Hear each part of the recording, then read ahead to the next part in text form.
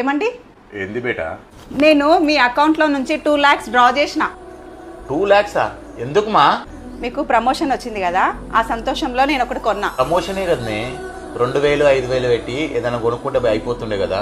2 లక్షలు ఖర్చు పెట్టాల్సిన అవసరమా అనే? ఇన్ని పైసలు సంపాదిస్తున్నావు కదా, ఏం చేస్తావు?